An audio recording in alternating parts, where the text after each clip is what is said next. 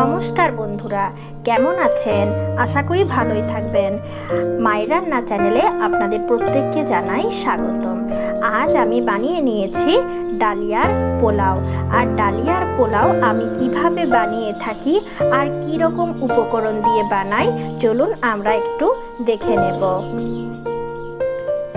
আপনারা অনেক ধরনের অনেকভাবে পোলাও খেয়ে দেখেছেন, কিন্তু আজ আমি খুব নতুন পদ্ধতিতে খুব ভালোভাবে আপনাদের বানিয়ে দেখাবো ডালিয়ার পোলাও। ডালিয়ার পোলাও যদি একবার তৈরি করে খান, সত্যি সত্যি ভুলতে পারবেন না।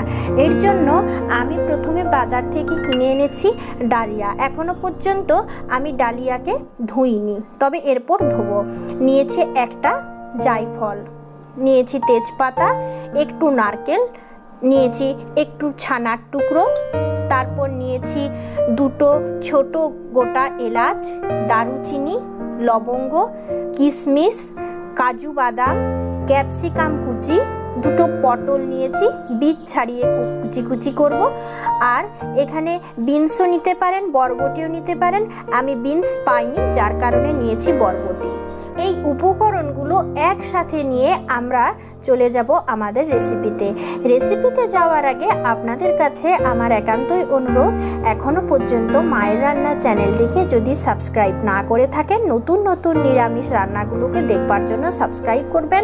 আর যদি আমার রান্না ভালো লাগে তাহলে লাইক, শেয়ার, কমেন্ট করবেন। চলুন আমরা চলে যাই আমাদের রেসিপি। প্রথমে একটা বড় পাত্রে জল নিয়েছি। বড় পাত্র নিয়েছি এই কারণে ডালিয়া একটু বেড়ে যায়। আর আমি ডালিয়াটাকে ভালোভাবে ধুয়ে নিয়েছি। এরপর দেখুন বয়েল চলে এসেছে জলে।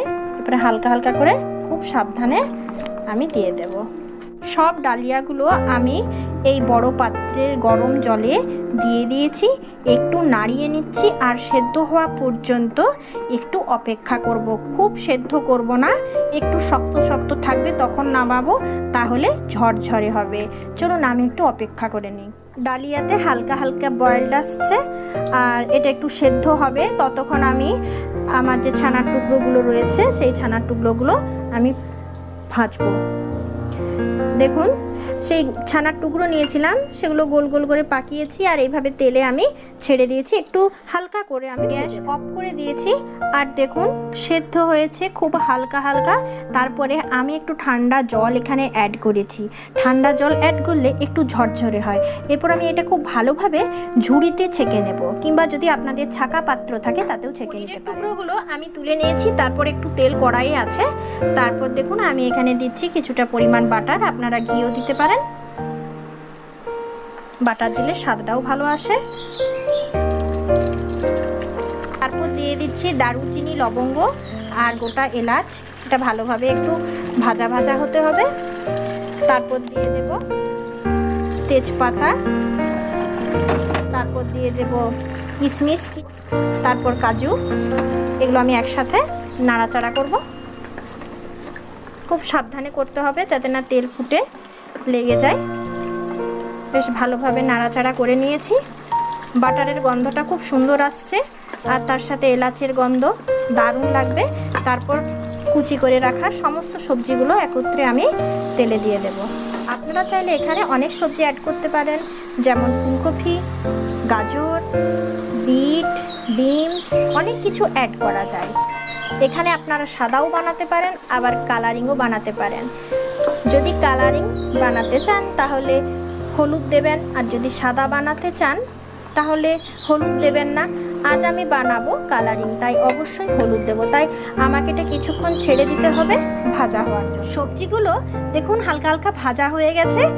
আর এখানে আমি নিয়েছি গোলমরিচের গুঁড়ো, জিরে গুঁড়ো, ধনিয়া পাউডার, হলুদের গুঁড়ো আর স্বাদ মতো লবণ। তারপর আমি নিয়ে নেব নারকেল কুচি। আমি মিক্সিতে একটু চিনি গুঁড়ো করে রেখেছি, আমি পুরোটা দিয়ে দেব।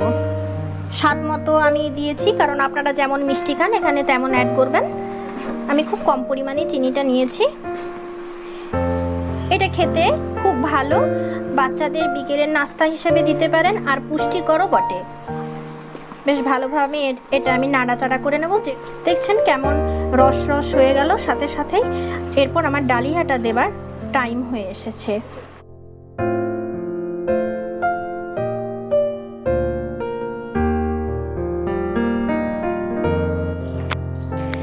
এরপর আমি দিয়ে দেব ছানার টুকরোগুলো। তারপর আমি দিয়ে দেব সেই প্রথমে আপনাদের দেখিয়েছিলাম জায়ফল, এগুলোকে আমি ভেজে গুঁড়িয়ে নিয়েছি। তারপর দিয়ে দেব কতগুলো বাদাম। এরপর বেশ ভালোভাবে মিক্স করে নেব।